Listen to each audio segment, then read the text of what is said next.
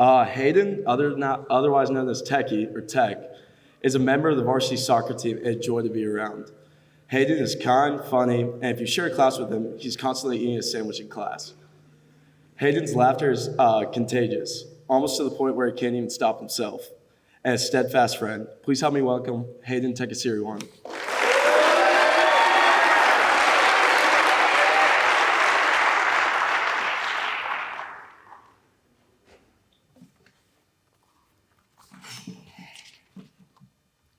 If you asked me at the start of my senior year if I would be doing a senior speech, I would have immediately told you no. This all changed on a random day in fall when I'm walking out of the chapel with my guy David Wang, and he tells me, "Hey bro, do a senior speech the same day as me. It'll be legendary." So here we are.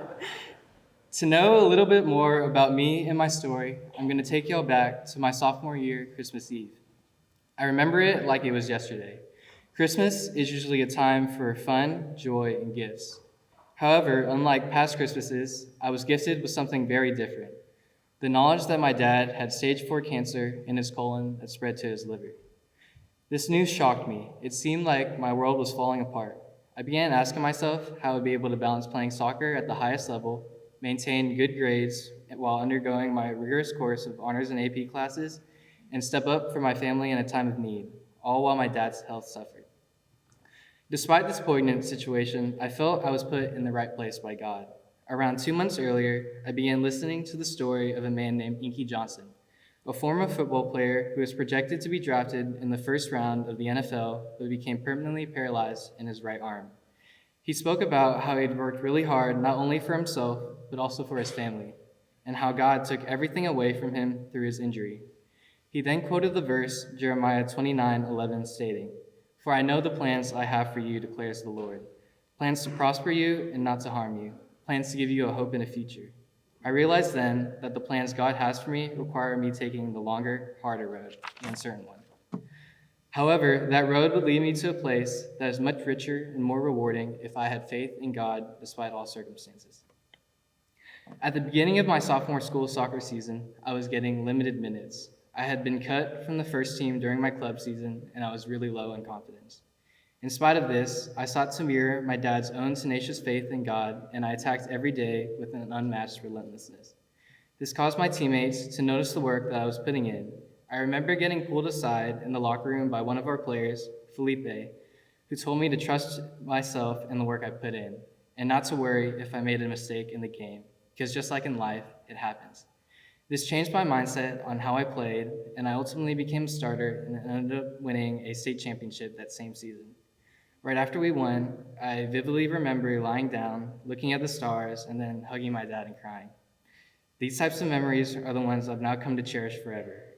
Although short, they last eternally in our hearts because of the emotions we feel at the time, especially when you realize how short our time on earth really is. Although my dad's cancer may not be initially seen as a gift, I've interpreted it ambivalently as one. It's bittersweet in the sense that although his situation gives me pain, it's taught me that there is good you can take out of every situation. I've come to learn that almost all the problems and pressure in my life are a result of the privileged position I was placed in. Rather than seeing the challenges that come from our privilege as negatives, I now interpret them as blessings. A dad with stage 4 cancer, it's a blessing to have had the opportunity to have 18 plus years with a wonderful, loving father that fuels me to give my best every day. A 30 to 40 minute drive to school every day, it's a blessing to have 30 plus minutes to listen to music with my brother and talk about life. Have to stay after school every day to bring my border teammates to club practice at 7:30. It's a blessing to get to stay at a beautiful campus, bond with my friends in the dorm, get exposed to a variety of cultures, and have dinner with them every night. Get home at 7 every night from those practices and drive 4 to 14 hours every weekend for games, and then on top of that, having to deal with all of this homework from honors and APs. It's a blessing to give everything I have towards the game I love and give my best both athletically and academically. So to close the speech, let me leave y'all with a few verses from my favorite song, Love Yours by J. Cole. He says, "I hope one day you hear me. Always gonna be a bigger house somewhere but feel me. Long as the people in there love you dearly. Always gonna be a whip that's better than the one you got. Always gonna be some clothes that's fresher than the ones you rock. Always gonna be a girl that's better out there on the tours, but you ain't ever gonna be happy till you love yours. There's no such thing as a life that's better than yours. No such thing, no such thing. Appreciate everything you have, big or small. And when you're sad, just know that God has gifted us with joy and beauty in every corner of life. You just have to remember to look for it. Thank you to the soccer team and Coach Blair for allowing me to express myself through soccer.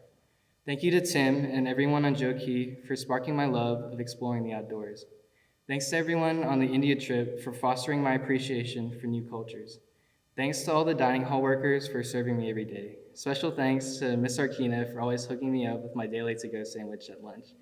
Your daily, hey Hayden, never fails to make my day. Thank you to Ms. Nicholson, Mr. McAdoo, and Mr. E for helping me survive my math classes. Thank you to Coach Bryce, Coach Ben, Coach Zach, Coach Tim, and Coach Easley for pushing me to be the best athlete I can be. Thank you to Lori, Allison, Harriet, and Sam for putting up with me every day after school in the training room. Thank you to Heath for always competing with me and giving me something to always chase after. And lastly, thank you to my mom for always staying strong and being my family's anchor.